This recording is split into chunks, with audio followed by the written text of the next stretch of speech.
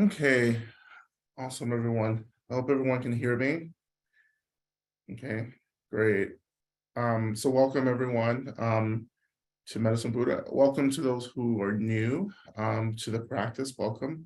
If you would like, if you would like to say hello in the chat, just to see who's here. But anyone, feel free to say hello. And yeah, welcome back. It's been lots has been happening since we were last together last week, including the shooting yesterday in California, and at the New Year's celebration yesterday. So we're holding that, and um, and many other things too. As we know, there are many things happening in the world, so many things that we don't even know about, but many things that we do know about, including the continued movement in Iran as well, Peru, and so forth. So we're going to bring all of this into our practice today as well. Before we begin, I'm just wondering if anyone has any questions about the mantra practice, or if you've started the mantra practice and if you would like to share your experience of the mantra practice, that would be wonderful. So just to give us a sense of how things are starting. So if you'd like to share anything, please do so. If you'd like to come and be unmuted and share that, I would love that. So you just raise your hand and Karen will unmute you. I think Sharon, I see Sharon. Sharon. Hello. I had a brief thought this morning. Doesn't matter which direction you move your beads, because I've been moving them away from me. And I just wondered that. Yeah, I think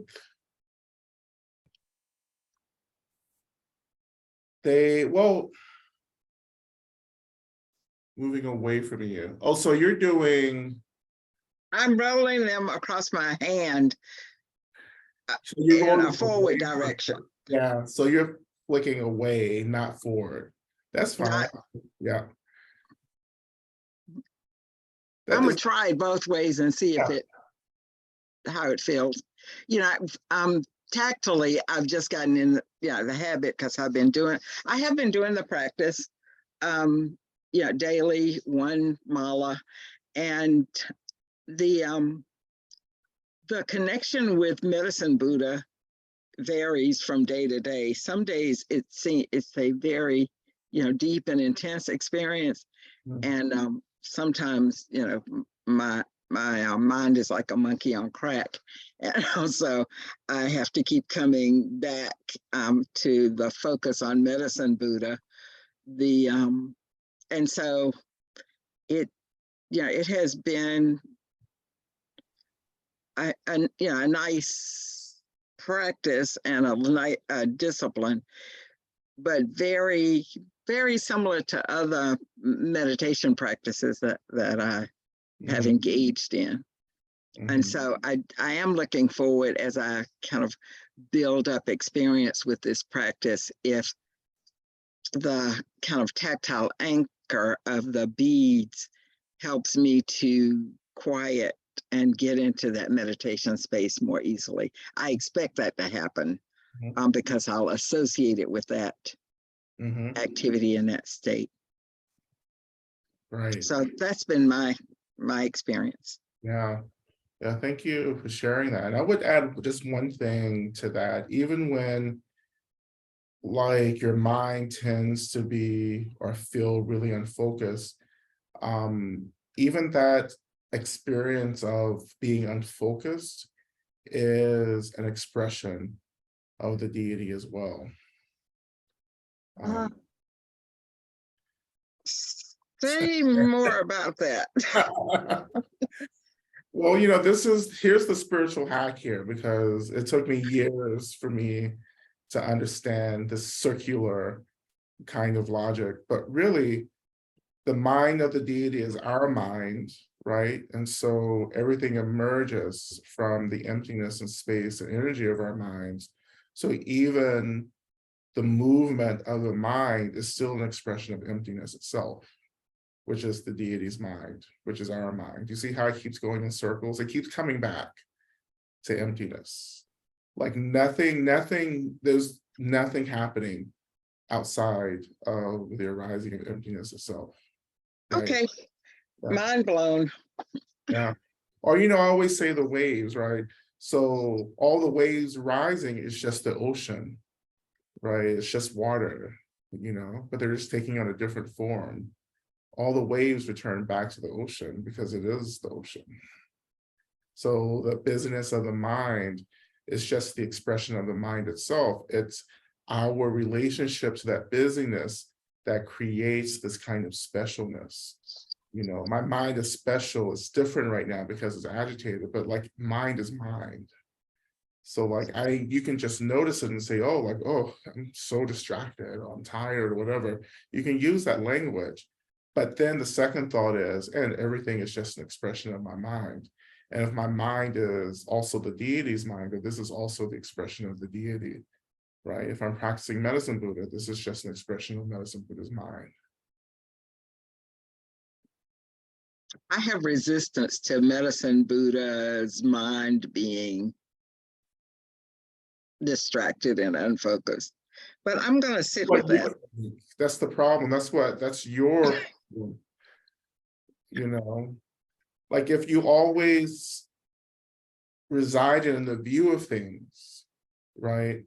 Like if you're just sitting, going back to the beach, if you're just sitting on the beach watching the waves rising, like the waves, if you just keep thinking, oh, but this is just the ocean. Like these waves aren't different things, right? So I can sit and watch the ocean and never do I lose the realization that everything, the waves rising from the ocean, I never think, oh, this is different than the ocean. It's just a different expression of the ocean.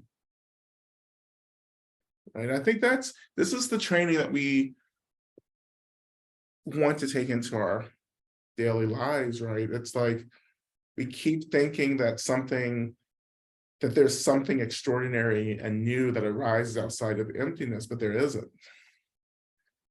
Like everything, the nature of everything is emptiness, even the things that I don't like.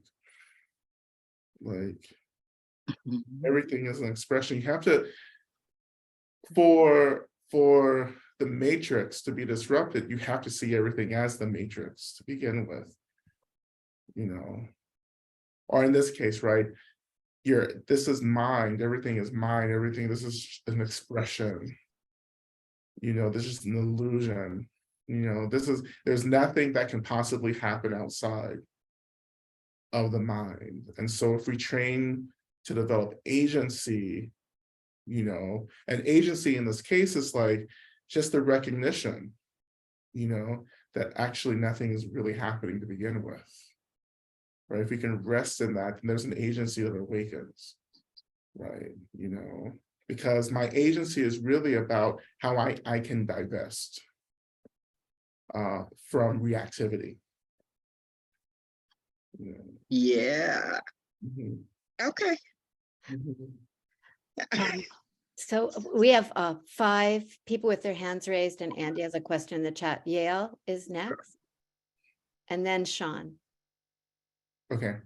Go ahead. Oh, thank you. Hello. So nice to finally get to speak to you directly. Oh my God, I'm freaking out. Thank you. So I was not able to make it to the live Chenrezig section, so I caught up on that yesterday. Congratulations on finishing the book. That's huge. That's amazing. And what I noticed coming away from that practice, I was feeling very energized and very fired up and very very activated, right?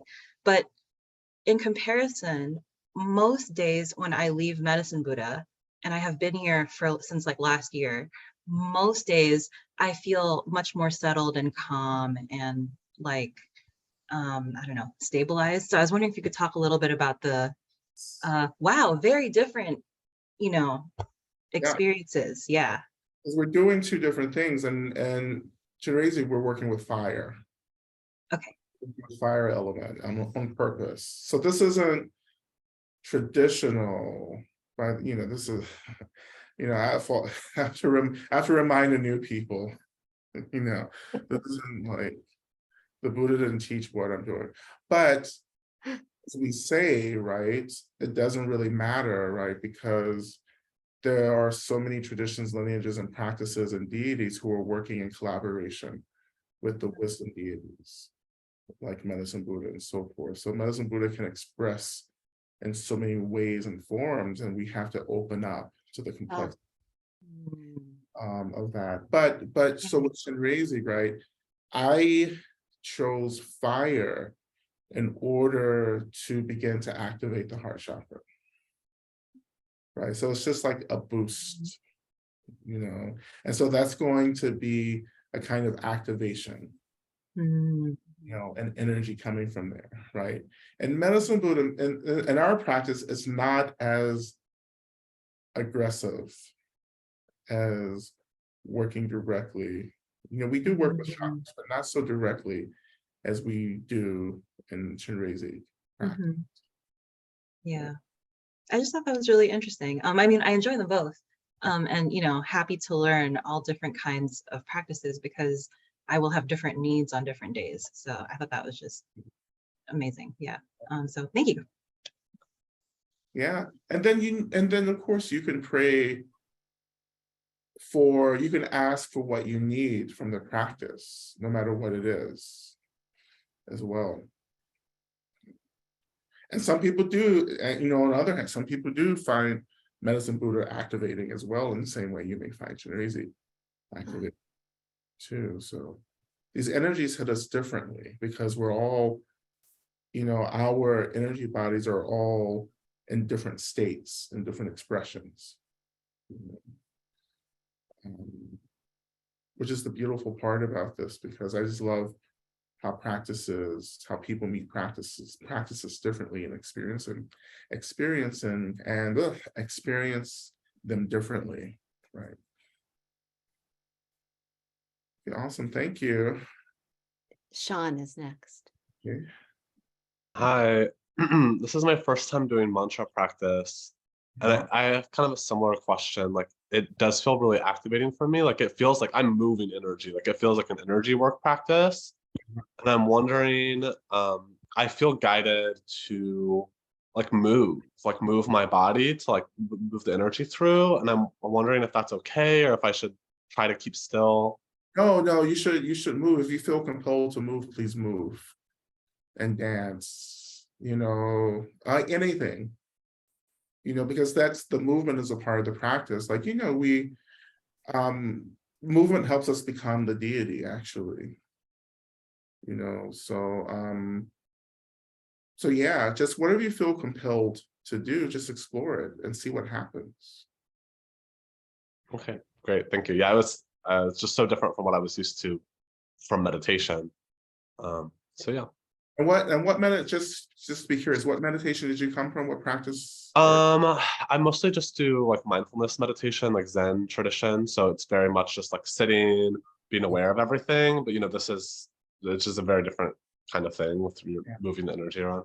Absolutely, yeah. So that makes a lot of sense. And I think that resonates with a lot of people too. If you just come from a sitting practice, an awareness or a mindfulness practice, when you move into tantric traditions, we're doing energy work, right? Because part of the belief in tantric systems is that the energy body, right, the subtle energy body has to be awakened, right, in order to achieve realization. So we have to get into the energy body and start pushing through things and unlocking things, and popping things open. It's just that's what you're really doing with these practices. So you're going to feel physical pain.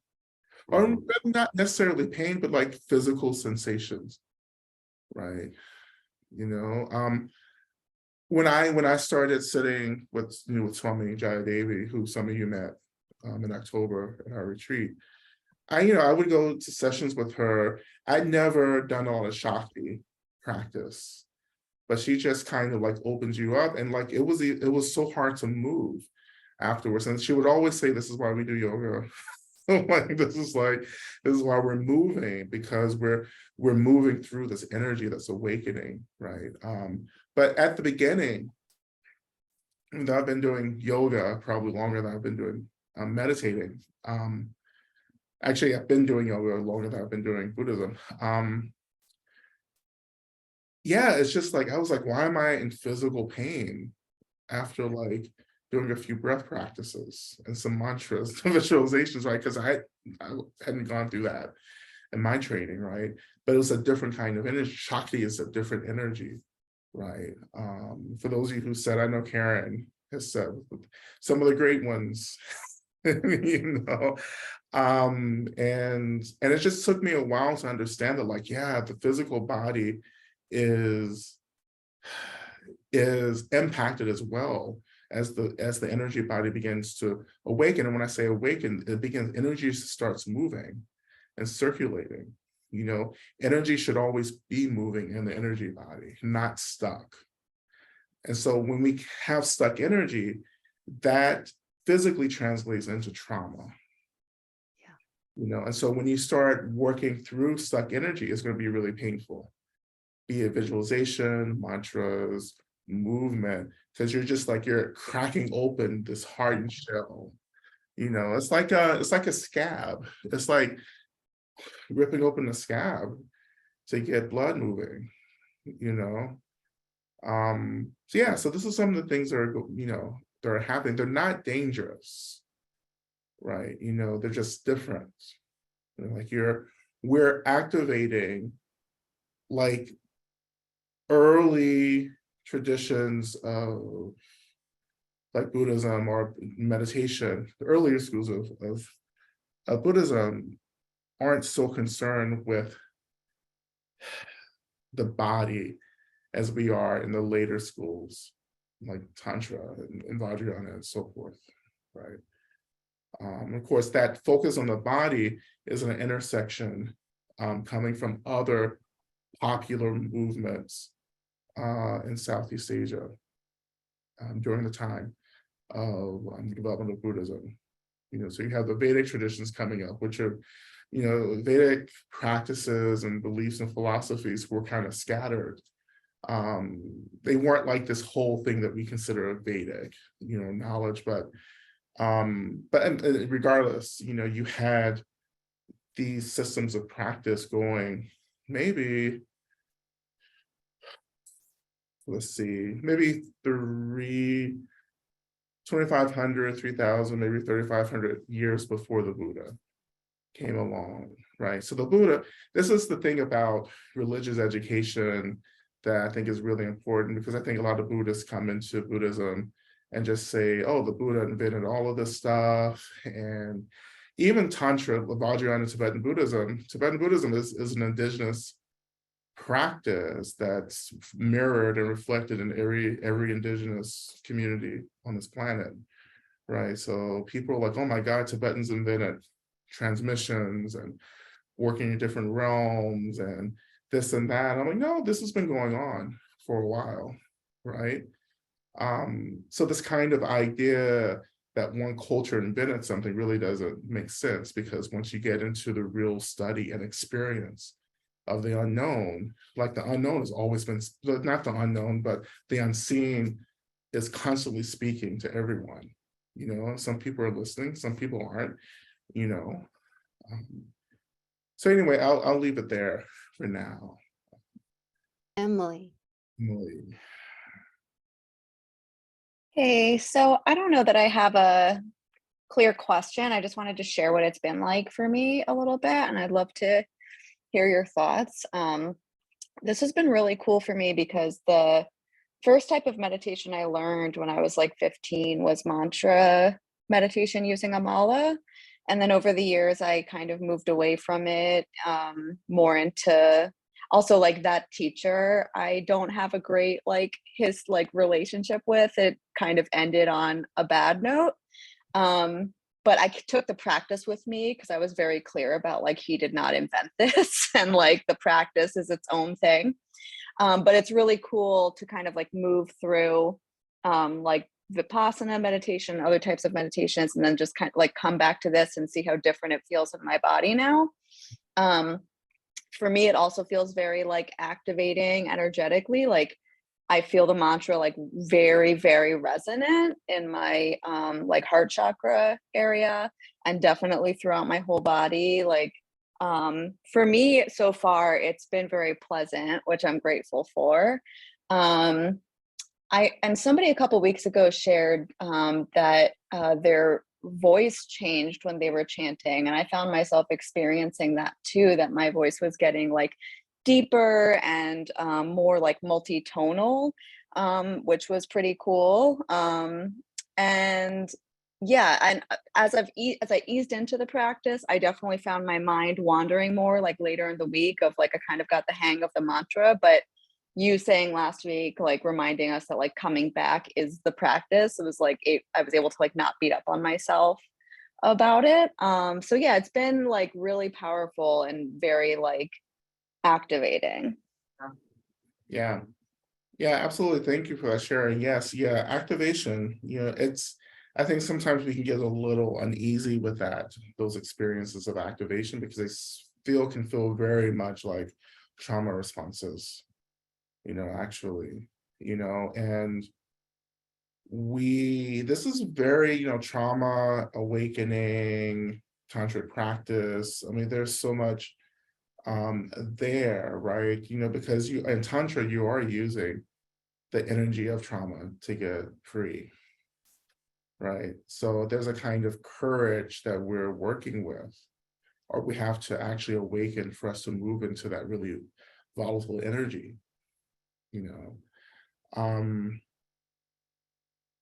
yeah, and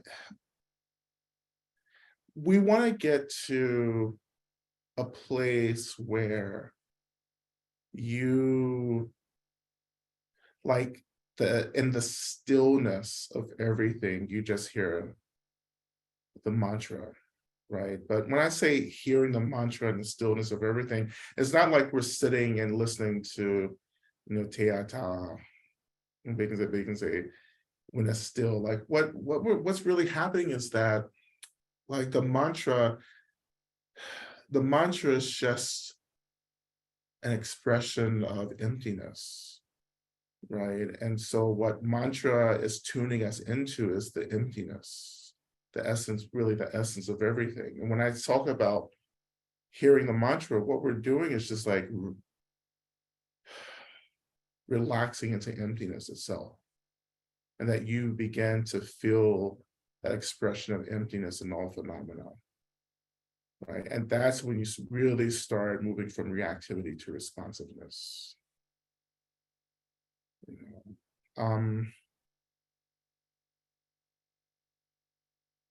Like to hear in that stillness how every awakened being is speaking to you, because every awakened being emanates from the same emptiness, just as we are emanating from the same emptiness. And the mantra can take us into that really still, fluid, open, spacious place, right? So that's that, that will come eventually. This is, you have to work through the awakenings, of the bodies, all the bodies, the physical, mental, spiritual, energy bodies, as well. Okay, we'll keep going. Is there a question in the chat? We have no, Andy is also got her hand raised. So we got 3 more questions. Should we keep going? Yeah. Jessica. Hi, Lama Rod. Hi. Hi. I was hoping I could get your thoughts on something that's more like love and rage related, but it's okay. Is it okay if it's not like maybe directly practice related? Go ahead, yeah. Okay.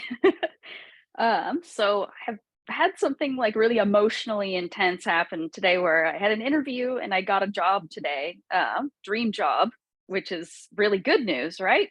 But then I had a call with someone who told me that I should hide the fact that I'm Buddhist uh, when I go to work because it's a religion and no one wants you to talk about who you are as far as like religious leanings.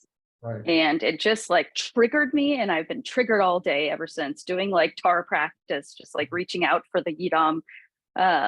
And usually when I come to this practice, I'm like in a very mellow state, and I'm just like all, but it's like both my light was put out as well as ignited intensely. And yeah, I don't know if you have any thoughts on how to handle when somebody's kind of Yeah. telling you to not show up as who you are, and that that is not something that's going to be welcome Well, you in a know, space. the only thing that you did was you started identifying with someone else's projections. I know, yeah. You took it Ugh. back because it was actually like you already had that fear to begin with. And then someone brought it back to you, and you said, oh, okay, this is real, you know. So you have to go back, and again, whatever arises is just the expression of the deity. Mm. Even this activation, this fear, this worry is just the mind of the deity, which is the awakened mind, you know. So maybe it's our labor to go back and recognize that, so that those energies can be liberated from our perceptions of it, from the ways that we're relating to it. You know, it's just an experience, right? You know, and just like even just a logic, what a legal professional thing. It's just like, you know, it's not about like you're not going to go to this job proselytizing. I know. I'm just like, Uh, what do you think I'm gonna do? Like, just try and turn everyone Buddhist? yeah, Show up the first day? that's religious trauma. Like that's the deep, Yeah. very having to survive spaces where we've been, you know, forced, or like our boundaries have been pushed around what we believe, you know. Yeah. But yeah, like just like be yourself, like trust yourself, you know. If someone asks, tell them, but like, you know, like you don't have to like wear your I'm a Buddhist t-shirt on the first day. Um, Yeah. well, if you're really I was going to, but I guess I'll decide to like put that back in the drawer. no, Or don't get be looking, yeah. Don't wear your Memphis t-shirts like I do. my mala, just carrying it around, like counting my mantras the But whole people time. do. People really do. They want you to know who they are and what they Yeah. do, you know? I And if you're wish. really practicing as deeply as you should be practicing, you wouldn't even be thinking about, you know, this kind of performance of religion. Because it's Yeah. not really about a performance. I don't really care. I make it a point not to show up being identified as a Buddhist in any way, Mm, you know, because it's really not that important for me. I no have big deal. I have more Christian shirts really than I do Buddhist shirts, really. But I do that because I like, because it confuses people. Um, but yeah, just like this is for everyone. We hold our practice, like you just hold it. You care, you take care of it. It's just there, right? It's not about people. You know, it's not about making sure people know who I am, right? It's about me making sure I know who I am in the moment, Mhm. right? Thank you. I'm having a hard day, but in this helped to hear, and I really appreciate it a So lot. I hope it works out, you know, but just be Hey, yourself. I got the job, man. Same day of the interview, so woo! That's nice, at least. Yeah, celebrate Yeah, that. Yeah, just celebrate I that. know. Don't worry about everything else. Just celebrate that. You know, Thank you. and And then, of course, the other practice right now is like you have this job and you just dedicate like, the merit or the experience of having this job. Right now, as we were in a recession, we're in this, Yeah, yeah. a lot of people are losing work now. Mm, Everyone true. except the devil, because the devil always finds work. But like, it was like, I've been thinking days, there's something, a teaching or something that needs to come out of this. How the devil always finds work. Yeah, so I know we're all in this period where we are acutely aware of the resources people have and don't have, and we may have enough resources for our needs and everything, and we don't have to feel so guilty about it, but the practice is just opening and saying, may everyone enjoy, right, the benefit of this resource that I have, right, and may some path reveal itself to me that I can share this resource with others who need it. It doesn't have to be like wealth and privilege and everything. I know it's quite, I'm not going to get into it, I have books about this, but like, one of the ways we deal with being over-resourced is to pray to offer those resources, So anyway, so we'll continue. I know we have 2 more. We have 2 more. Yeah, we're going to do practice after these 2 more questions, then we're going to do practice. So Andy, and then Remy and Jasper. Hey, Lama Rod, it's so good to see you. I listened to the first 2 episodes of Spirit Underground, and I found them really, really lovely. And I kept listening, even though I wanted to reflexively turn it off for a moment. And I want to tell you why and get your take. So I have a big backlog of trauma and generational trauma, like who doesn't? And one of the ways, one of the things I have to deal with is just intense fear and anxiety attacks. And, it's from past experience. And I understand this from like my trauma work and complex PTSD, but I also have been very much wanting to open myself to the unseen. That's why I went to the Atlanta retreat, and I felt like I was making a lot of progress there. But then I got scared. And so I want you to talk me down. Basically, like I just started feeling safe, like there weren't evil spirits coming to get me. I was raised very Roman Catholic, and I felt like I made some real progress there. And then I listened to you talk about how, that there are harmful spirits trying to mess with us. And I just need to know, how often do I need to like walk around and bless my house and light my exorcism candle and sprinkle my salt at the door? Well, the exorcism candle, that's a lot there. I also have the salt. You have the salt. Yes, I got the Catholic hookups. Well, part of the, I always say the devil finds work, right? But, part of that work is tricking us into taking fear and anxiety seriously. And when we get wrapped up in the fear and anxiety, that becomes really a doorway. Like it weakens our defenses, we can say, and that becomes a portal for the energies to come through, right? This is why we always talk about joy. Yeah. It's really powerful, because that's an experience that actually intensifies protection, right? It's the really strong, depleting emotions and energies that weaken like our field of protection, right? It makes it hard for the beings protecting us, to offer that protection for us. So to talk, it's, if you didn't have the protection that you needed, you wouldn't be here, right? You wouldn't be alive. You wouldn't. So I can kind of set it and forget it to a certain extent, and just make it a regular part of my practice and not respond to the fear and anxiety, because I think where I get stuck is I'm like, I feel fearful, there must be a reason, and I must need more protection.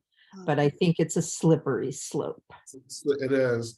And in those moments, you want to actually just tune into your guides, you know, and just like send that kind of message of help to them so they can, you know, strengthen and, you know, help more. And you offer prayers, right, to other deities and so forth. And those become ways in which we're like, you know, supportive, you know, in a way. Yeah. Thank you. Remy and Jasper, you should be able to unmute yourself. Yes. Hi. Hey. Hi, Remy. Nice to see you again. I just wanted to kind of like report back on, I've been doing this mantra practice before it was assigned, like for a long time, just kind of, it just like, I feel like the first time I heard the mantra, it was just like in my head, like back in 2020. So it's been something I've been like doing, but not formally. And then I talked about a couple of weeks ago, like having the like different voices coming through. But since I got like started doing like the mala practice, I really struggle with like the visualization aspect of it. Like I feel like the mantra really resonates physically in me. And like it's like a sensory experience, but like that. So like kind of inhabiting the medicine Buddha, that aspect of it feels like maybe I can resonate with that, but like the actual like visualization just in general is really challenging for me. And I almost feel like the more I do the practice and like the more formally I do it, like where I'm counting or whatever, it's not like I have like a wall basically, like when I'm trying to visualize.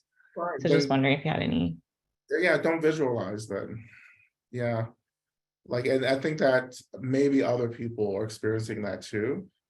You know, one of the really interesting things, you know, in my training was this optional kind of visualization teaching, because even in the tradition, it was recognized that not everyone has the capacity, right, to do all the stuff that we're being asked to do in practice.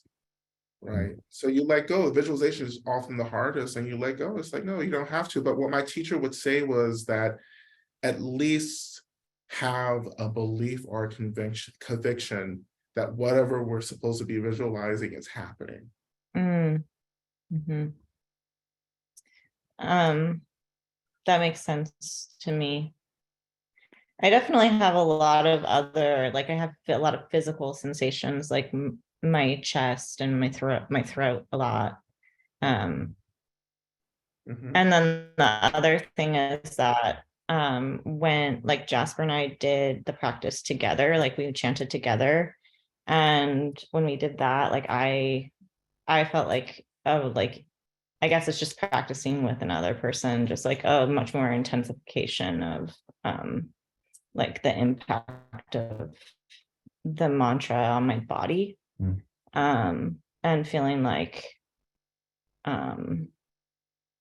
yeah, just like physical pain, but nothing that I was like that I wasn't scared of it really. It's just like kind of accepting like, oh yeah, this really just hurts. But it kind of feels like the right type of hurt sort of thing. Like it's hurt, it's maybe aching, it's a pain, right? So that's energy body work. So like imagine just like this is like this is the energy body, this hand is the energy body, and then this hand is the physical body. So this is one way we can represent the relationship between the physical and the energy bodies. So when the energy body starts getting activated, it's pushing up to the physical body, and the physical body is going to feel that as pain. You know, well, one of the ways, right? But also we begin to feel it as pleasure as well. So again, everyone's different. So all you're doing, all is happening And that sense is that the physical body is getting conditioned and acclimated to the awakened energy body, in which for most of us, our energy bodies are pretty dormant. I mean, that's Sambhogakaya energy. So both Sambhogakaya, one of the three aspects of phenomena, but Sambhogakaya means energy body, the energy, right? And so when the energy starts to really awaken, like Spring calls it the light body, and I do too sometimes, but I often just say energy body. So when the energy body awakens, right, the physical body is like coming along for that awakening. So we change physically. Like those of you, you may not have noticed, but I've changed physically over the past 2 years, because that's what I've been doing, is energy body work exclusively. I mean, I definitely see that having come like over the past 2.5 years or so. So yeah, thank you. Absolutely. Yeah, just keep going. Yeah, just keep going. Whenever, this is really beautiful, because whenever we feel like we're out of control or something's happening that we don't understand, this is when you begin to take refuge in the deity. You just, as we used to say in mother practice, and we're gonna do mother practice this month too, you'll get that. But when I do divine mother practice, one of my teachings is that I lay everything at the feet of the mother, everything to the mother. And the same way, we lay everything, we give everything over to Medicine Buddha to be held. Because it's emptiness being offered back to emptiness. Right? That's the spiritual hack here. Like emptiness back to emptiness. And that helps me to recognize the nature of emptiness. Like this pain is the same nature as the deity. Isn't that incredibly amazing? Right? It's the same thing. There's nothing that exists outside of emptiness. An awakened mind is also an expression of emptiness as well. Yeah, it's intense. So let's move into practice now. These are really good questions. So this is really how you work through practices, just by asking lots of questions. When I started a new practice, particularly in retreat, I would just have all these notes and questions, because it was really helpful for me. But when you get into tantric practice like this, everything just kind of gets thrown out the door. And this is why a teacher is so important in this tradition. Like, you really need someone who's been there and done it, so they can like offer feedback and say, you know what, you're not losing it. This is what happens, right? It's very much, I'm gonna start talking more about everything everywhere at once happening. I can never remember the title, but I can't remember really any titles. I just think that, like,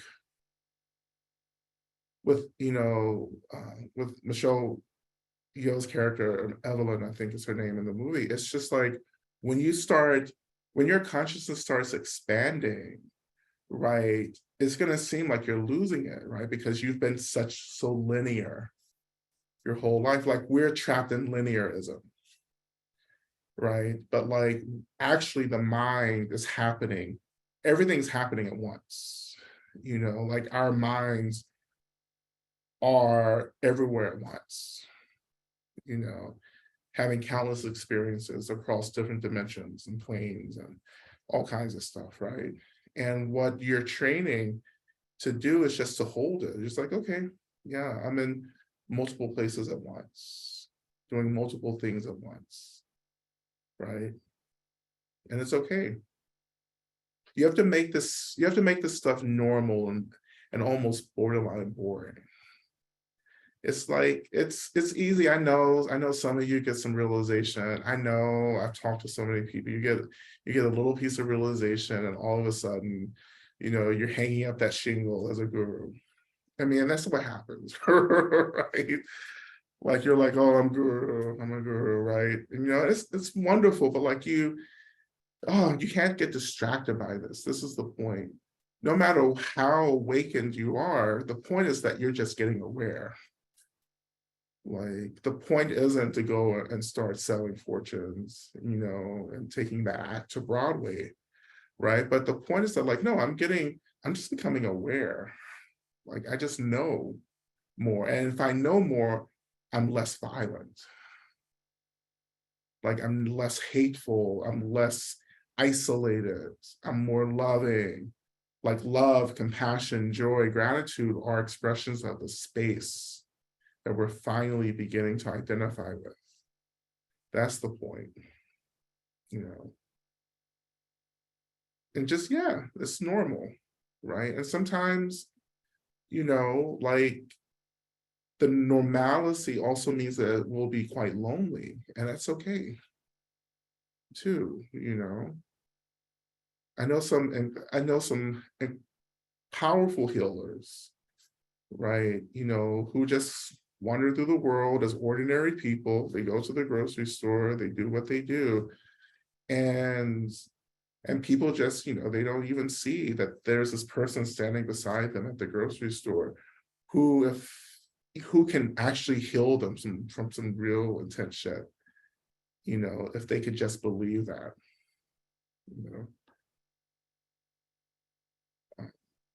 But yeah, anyhow, this is all really wonderful. But I see Eric has posted the link for. So we're gonna do Divine Mother practice this month. We're gonna get that back on the schedule because I miss it.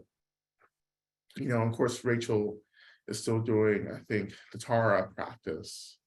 So I'm going to do Divine Mother practice, and Rachel will focus on Tara practice, traditional Tara practice. Because I'm just going to go.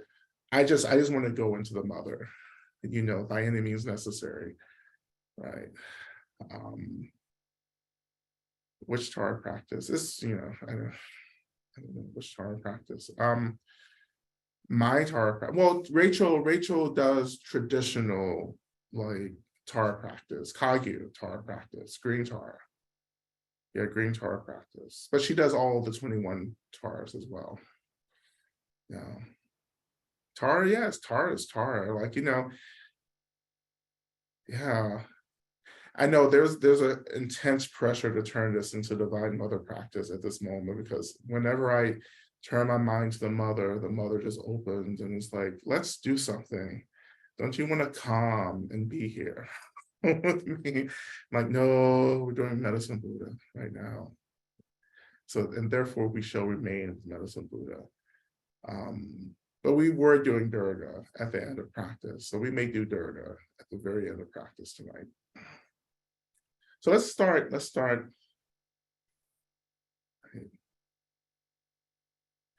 And so again, we're working with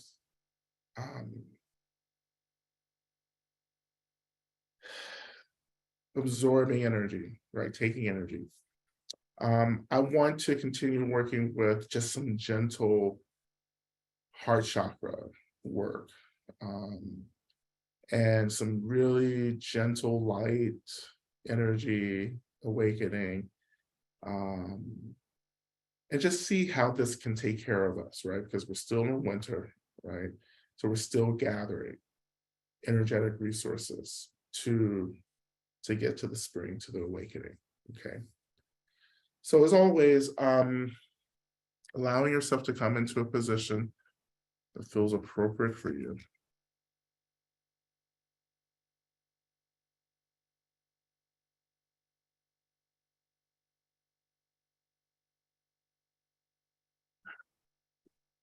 I'm going to light our practice candle.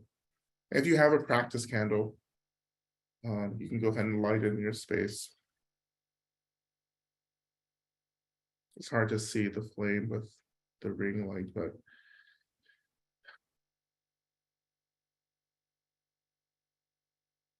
So, even going back to Andy's question here, so light becomes this really powerful force that we can evoke, right? And so sometimes when I light candles, when I'm doing like particular candle prayers and pujas and magic, right?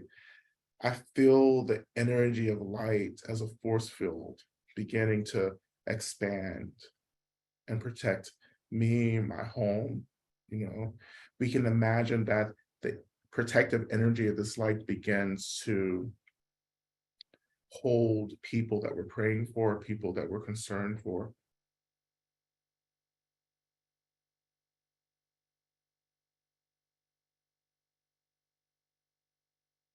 So when we talk about walking in the light, or being the light, and all the cliches that we use with light, is more than just this performativity around light. But what we do in this practice is imagine that this light, this flame is radiating, from our bodies, really radiating from our energy bodies itself.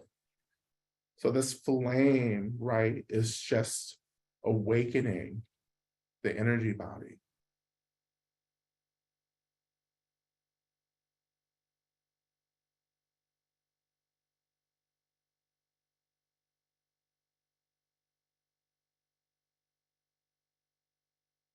And initially, like, what does it feel like to experience the awakening of the energy body?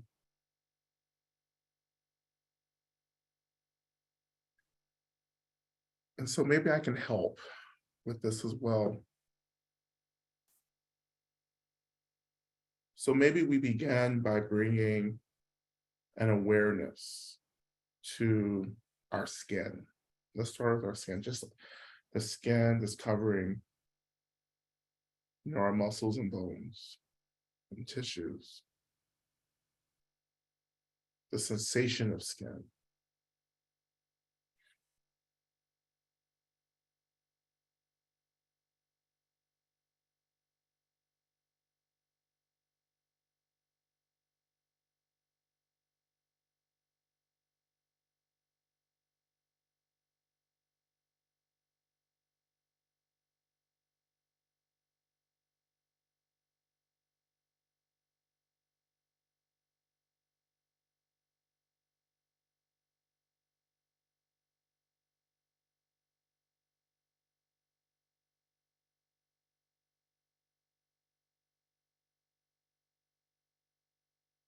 And so moving from just being aware of your skin, but experiencing your skin, the sensations of your skin. What does skin feel like? And letting go of the conceptual mind with the language and the thoughts and the naming for now, but just sinking into what is this experience of skin?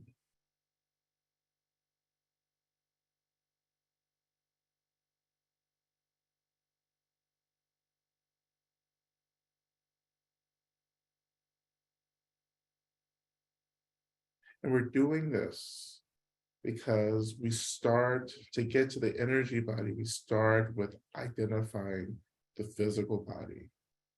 The physical body, again, is just energy, right? It's a different frequency of energy than the energy body, but the physical body is still a frequency of energy that we're still learning to attune to.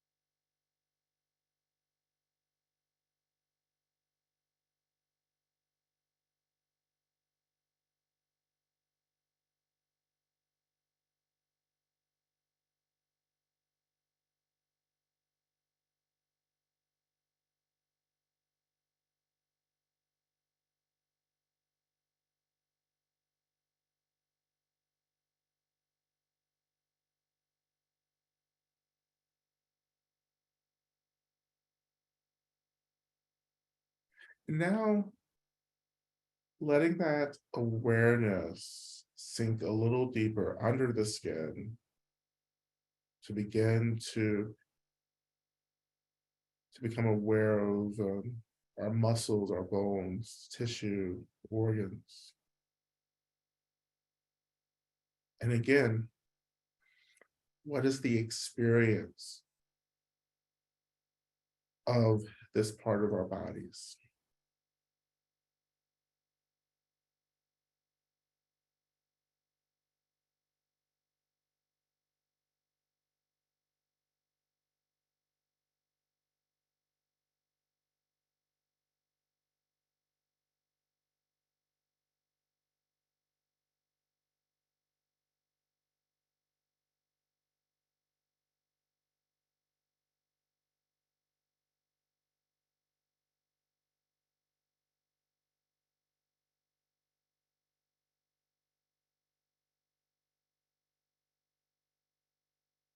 Okay. So this is where we're gonna kind of transition into the energy body. And the energy body, again, this is different for all of us, but I'm just going to throw out some very general ways in which we start tuning into the energy body. So one way for us to slightly change the station to the energy body in our awareness is by first maybe becoming aware of the heat, the warmth of our bodies. So starting there, just experiencing the warmth of our bodies.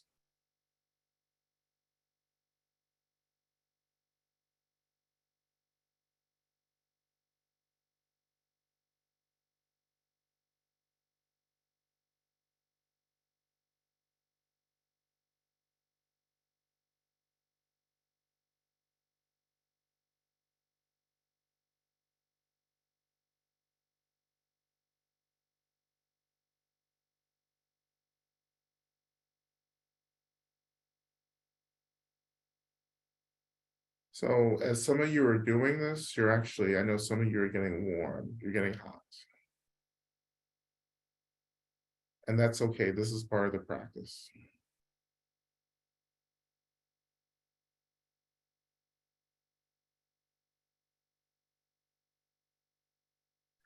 Another way to get into this is by, again, noticing the physical body and the sensations of the physical body. And then we begin to tell ourselves how these sensations are just expressions of energy and emptiness. That these sensations, the physicality of who I am, is just this very lucid, transparent expression of energy.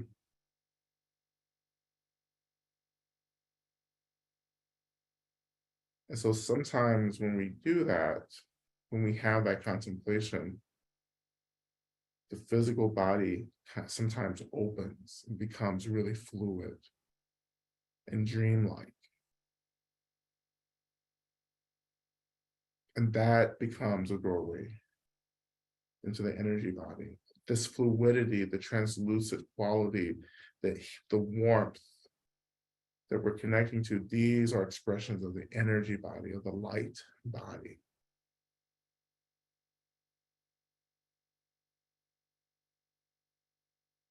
Right, and returning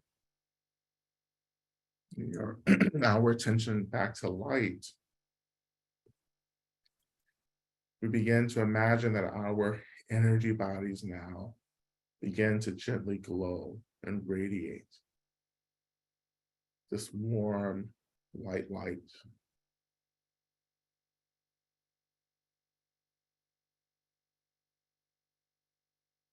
And this is the point particularly in my practice, where I let go of trying to visualize or sense anything, and I just let my mind just be, right? So I say, oh, my energy body, my light body, it's awakening. I feel this awakening light. And I just kind of let go of thinking about it and just experience the light, the radiance of my energy body.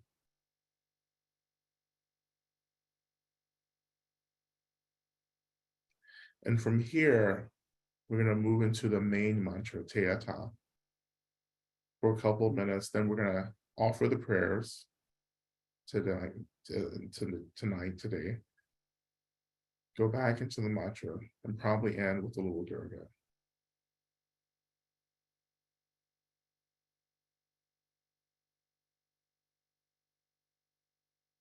And I want this to be real easy. Like easy, like Sunday morning, kind of easy. If your Sunday mornings are easy, or just pick another morning that seems easy. This this is the easiness, the ease here is really important. We can't get into the energy body through aggression, really. The energy body, we call the energy body the subtle energy body because it is so extremely subtle. And this is why we have attunements like that. We're tuning to the frequency of the energy body. And we allow the mantra to take us deeper into that attunement to the energy body. Okay?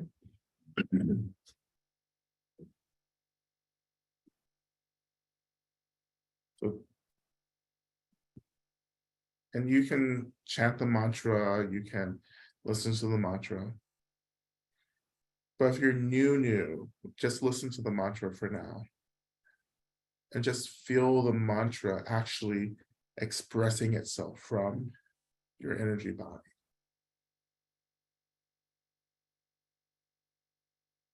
Right? So we'll begin.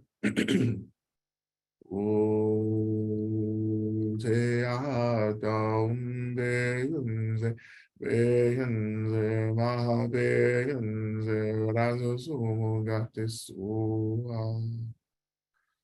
Te adon beyenze, beyenze, ma beyenze, razo sumo gate sua. Te adon beyenze, beyenze, ma beyenze, raza sumo gate soa. Te adon beyenze, beyenze, ma beyenze, raza sumo gate soa. Te adon beyenze, beyenze, ma beyenze, raza sumo gate soa. Te adon beyenze, beyenze, ma beyenze, raza sumo gate soa. Te adon beyenze, beyenze, ma beyenze, raza sumo gate soa. Te adon beyenze, beyenze, ma beyenze, raza sumo gate soa. Te adon beyenze, beyenze, ma beyenze, raza sumo gate soa. Te adon beyenze, beyenze, ma beyenze, raza sumo gate soa. Te adon beyenze, beyenze, ma beyenze, raza sumo gate soa.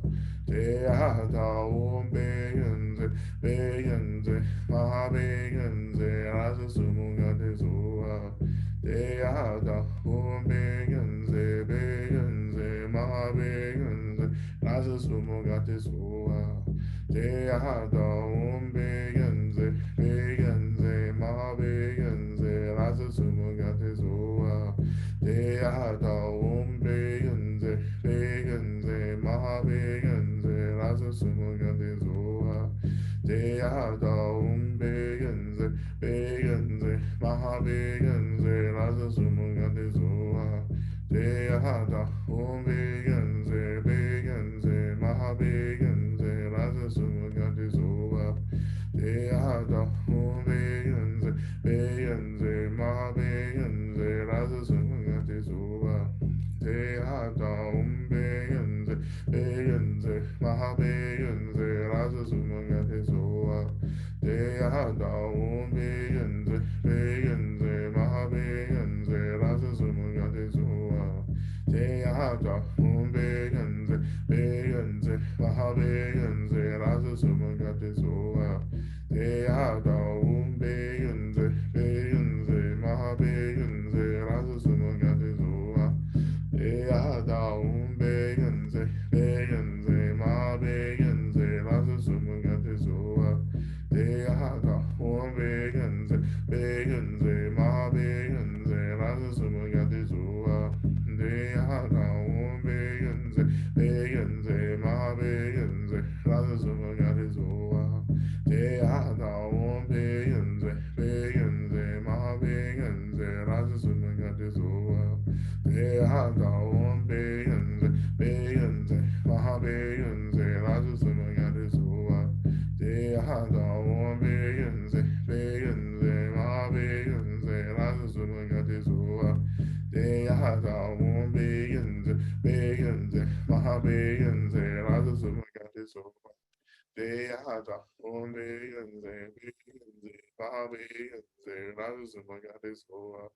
Deyada Om Begenze, Begenze, Maha Begenze, Raza Sumagade Zoa. Deyada Om Begenze, Begenze, Maha Begenze, Raza Deyada Om Begenze, Begenze, Maha Begenze, Raza Sumagade Zoa.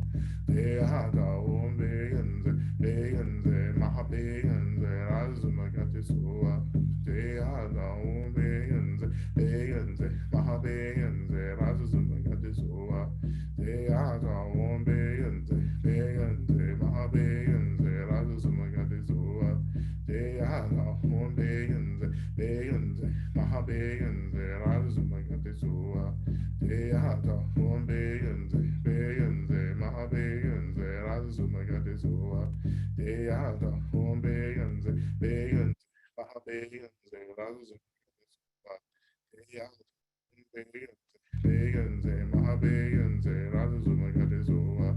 Deyada Om Begenze, Begenze, Maha Begenze, Raza Sumagade Zoa. Deyada Om Begenze, Begenze, Maha Begenze, Raza Sumagade Zoa. Deyada Om Begenze, Begenze, Maha Begenze, Raza Sumagade Zoa. Deyada Om Begenze, Begenze, Maha Begenze, Raza Sumagade Zoa. Deyada Om Begenze, Begenze, Maha Begenze, Raza Sumagade Zoa. Deyada Om Begenze, Begenze, Maha Begenze, Raza Sumagade Zoa. Deyada Om Begenze, Begenze, Maha Begenze, Raza Sumagade Zoa. Deyada Om Begenze, Begenze, Maha Begenze, Raza Sumagade Zoa. Deyada Om Begenze, Begenze, Maha Begenze, Raza Sumagade Zoa. Deyada Om Begenze, Begenze, Maha Begenze, Raza Sumagade Zoa. And turning our attention to our prayer requests.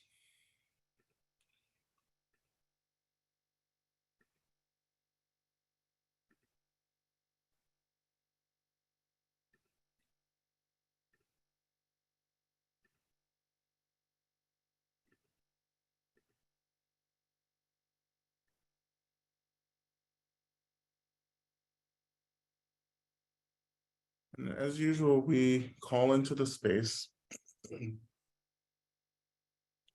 all the Buddhas, Bodhisattvas, Yidam, Dharma protectors, all the energies of the land and all the elements, the guardians, protectors of the land, our benevolent ancestors, all spirits and the beings of light, and all beings who are here to support us. We offer these prayers to you, and we ask you to also work on our behalf to bring about the fruition of these prayers, as well as our deep intention and love, shifting energy and karma to also bring about the fruition of prayers for all those we're praying for.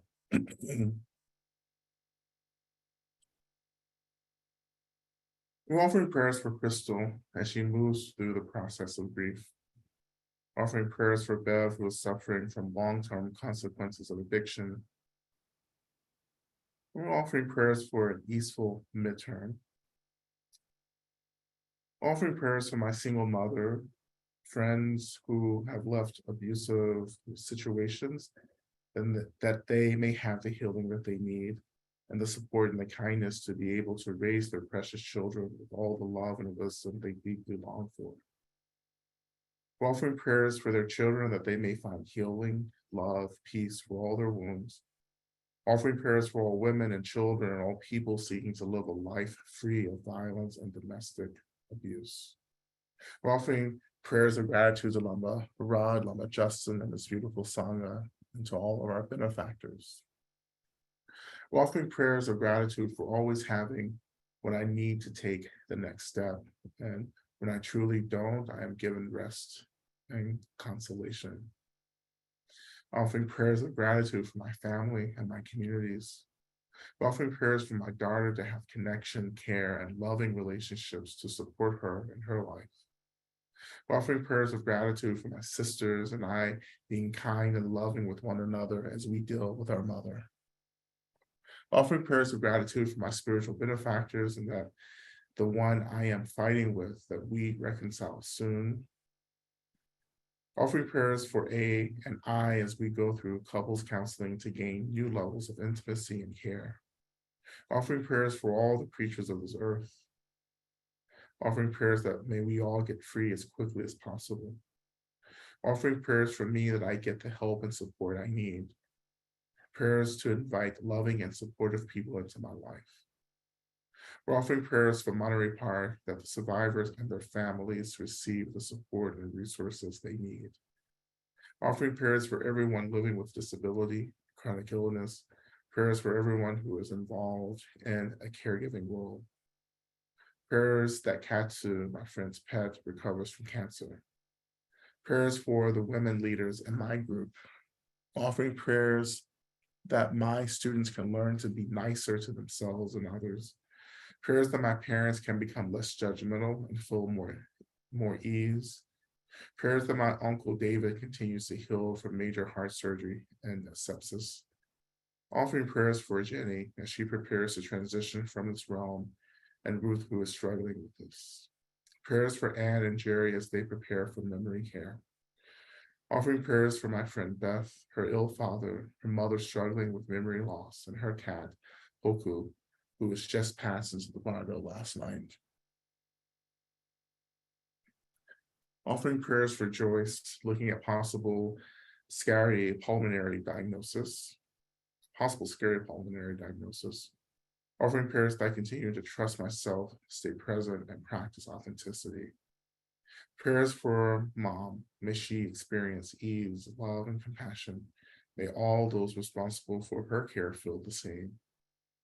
For Shia Eisenberg, that the procedure he has on Thursday will elevate the severe chronic pain he's been experiencing for years. For Kathy and Ed, as Ed deals with prostate cancer, also for Thamprana with cancer. For those in Monterey Park, my mom, all on the path, those not on the path, those in the bardo, those nearing the end of the material form, myself doing these changes. For Tamara Booker, looking at a 3 months recovery from abdominal surgery. For Mary and Sam, dealing with long-term illness, also for Chala B. My daughter, Hollister, and her family as their kids on the autism spectrum, and for their kids on the autism spectrum. And for son, Jamie, may they all remain healthy and safe. For Mads, currently in a coma, to heal and return to wellness as soon as possible. For Torgrita, for Tortuguita, and for all of us who are struggling with the violence of global capitalism, and may we remember other loving ways of relating to ourselves and to all beings. For myself, still dealing with anxiety around recent health challenges. For everyone in Ukraine and Russia and the immense suffering there, for the victims of all these horrible mass shootings, and for the trauma inflicted on our entire country because of our insane lack of judgment when it comes to guns. For physical healing in my body and for the earth. Prayers for the beloved Nadia and healing for physical pain. And may her complications be well attended and her recovery be easeful. Prayers for the Asian American community in San Gabriel Valley and Los Angeles, who are affected by the Monterey mass shooting. For all of us pushing through the crush of the clock under capitalism in order to survive and create. Prayers for Bumia and for a free, peaceful Tibet and the liberation of all beings in all realms, an end to all suffering in every realm. Prayers for Lama Rod and all making Bumi Spasha possible. Prayers for Jessica and her family, for Nina and Rishi's good health and well-being. For me as I work to achieve balance in my days filled with potentially overwhelming responsibilities. Prayers for my protection and good health as well because of haters. Prayers for B, that the legal case is resolved compassionately for everyone involved. Prayers for me for courage and warmth, for courage and strength. Prayers for Elle and their family who are grieving their father, James, who passed recently. May his spirit be uplifted. Prayers for Rachel and her mom, Marcia, who is suffering from Alzheimer's. Prayers for Sal, who is struggling with mental health and financial challenges and seeking asylum. Offering prayers for Brother Patrick, who is fighting cancer and needs unseen support. Prayers for me and my partner as we implant an embryo this Thursday. May what needs to happen, happen. May we be able to accept whatever arises. Prayers for my sister's elderly cat, my dear friend, Miss Ella, who will be euthanized and laid to final rest on Thursday. God bless Bumi Sparsha, and may all of our dear spiritual friends and their loved ones be protected at all times, in all places, at all times. And I continue to make offerings for my sister, for Desiree, as she is nearing the date of her delivery of her and her husband's first child. That all obstacles are removed. I continue to pray for Mike and for Evan, for Stacy, for the removal of all obstacles for their project. I continue to pray for all beings in this world system, that all systems of violence continue to be abolished, that we remember our innate love and compassion, that we remember that we are continuously held by the deities and that we are expressions of the divine emptiness space energies, that we may return back to our most fundamental nature, which is the complete experience of liberation beyond all dualities of suffering and comfort, that we become who we are, awakened beings.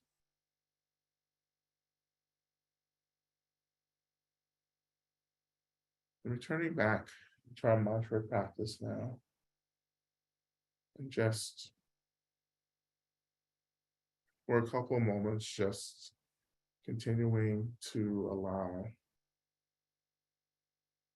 just this gentle pulsating of the energy body to happen. And then we will just briefly go into the mantra of Mother Durga, Durga Ma, as well. Okay, so returning back and just again asking all of our sources of refuge and care to act on our behalf to bring about the fruition of all these prayers. and feeling the energy of these prayers being released from the space out into the world. We begin again.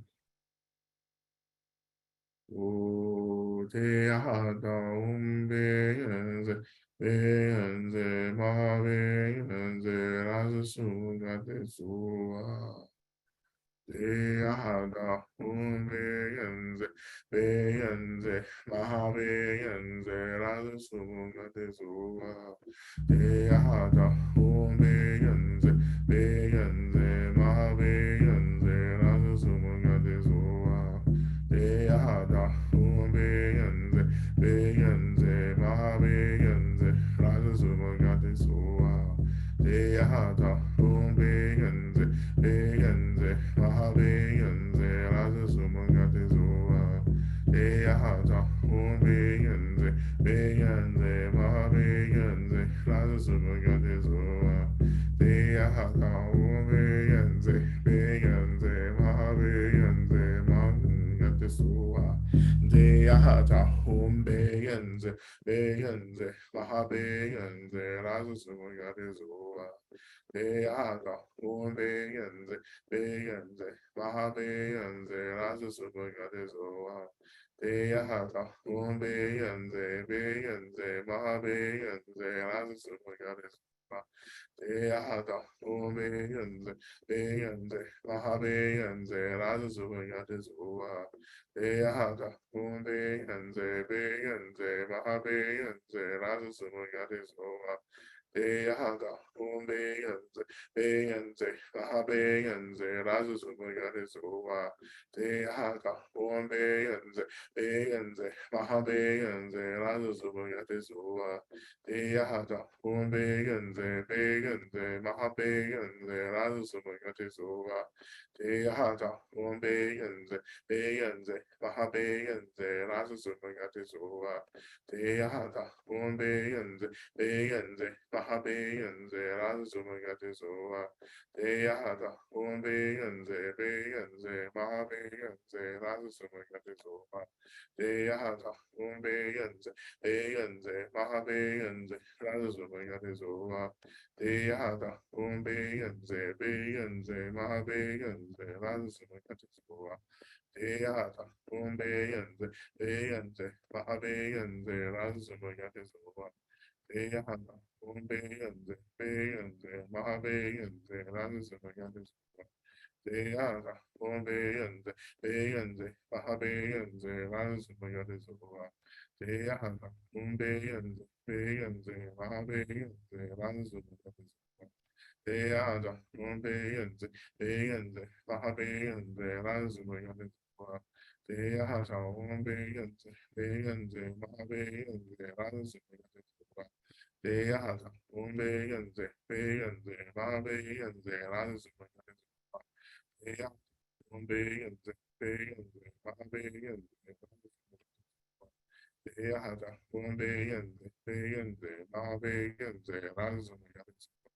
Te ahata umbeyenze, beyenze, ma beyenze, raza suga te sua.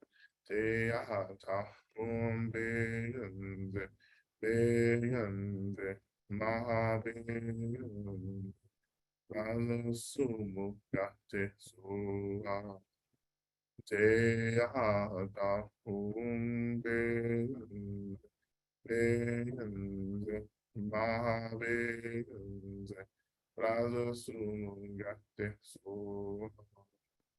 Te ahata umbeyenze, beyenze, ma beyenze, raza suga te sua. Te ahata umbeyenze, beyenze, ma beyenze, raza suga te sua.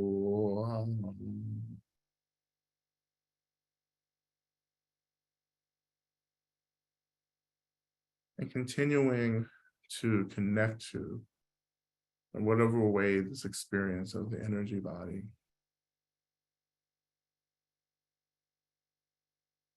We turn our attention to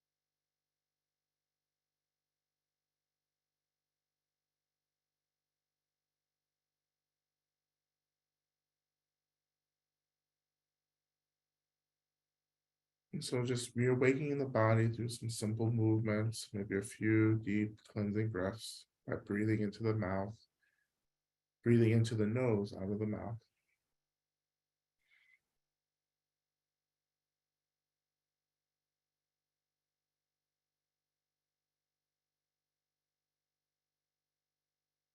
Just releasing in the out breath any fear, anxiety, tension, worry, anything, just let it go in the out breath.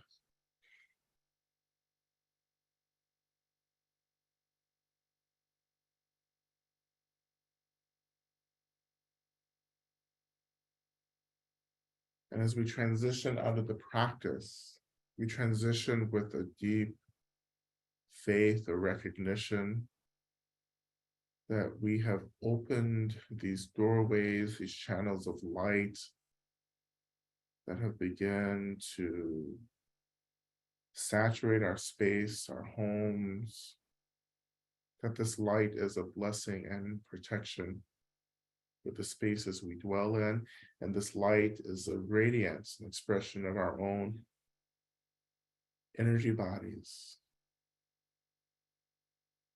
And that this expression of our energy bodies, the awakening of our energy bodies, protects us, guides us, illuminates the darkness of delusion, hate that we all confront every day.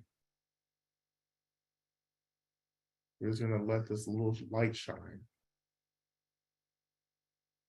And we can sit in the walk, sit in the light, and let the light hold us. And this is a very powerful protection practice.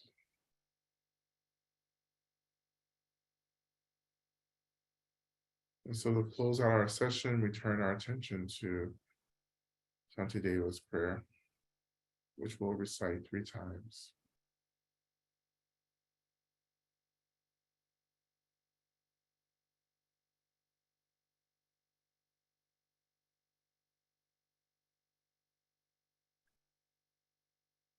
May I be a protector to those without protection, a leader for those who journey, and a boat, a bridge, a passage for those desiring the further shore. May the pain of every living creature be completely cleared away. May I be the doctor and the medicine, and may I be the nurse for all sick beings in the world until everyone is healed. Just like space and the great elements such as earth, may I always support the life of all the boundless creatures. And until they pass away from pain, may I also be the source of life for all the realms of varied beings that reach into the ends of space. May I be a protector to those without protection, a leader for those who journey, and a boat, a bridge, a passage for those desiring the further shore. May the pain of every living creature be completely cleared away. May I be the doctor and the medicine, and may I be the nurse for all sick beings in the world until everyone is healed. Just like space and the great elements such as earth, may I always support the life of all the boundless creatures. And until they pass away from pain, may I also be the source of life for all the realms of varied beings that reach into the ends of space. And finally, may I be a protector to those without protection, a leader for those who journey, and a boat, a bridge, a passage for those desiring the further shore. May the pain of every living creature be completely cleared away. May I be the doctor and the medicine, and may I be the nurse for all sick beings in the world until everyone is healed. Just like space and the great elements such as earth, may I always support the life of all the boundless creatures. And until they pass away from pain, may I also be the source of life for all the realms of varied beings that reach into the ends of space.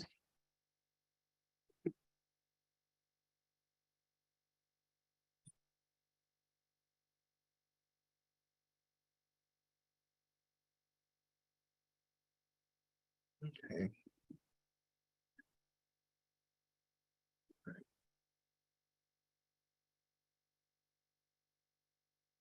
All right, thank you all so much for your practice today, and just can ask you to continue practicing and trusting in the power of the practice, the power of this lineage, as well, and the realization and the reality of the deities and all beings of light who are here to protect us.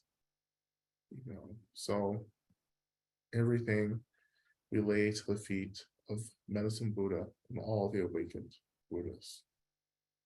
May we all, as quickly as possible, realize and embody our innate, authentic awakening.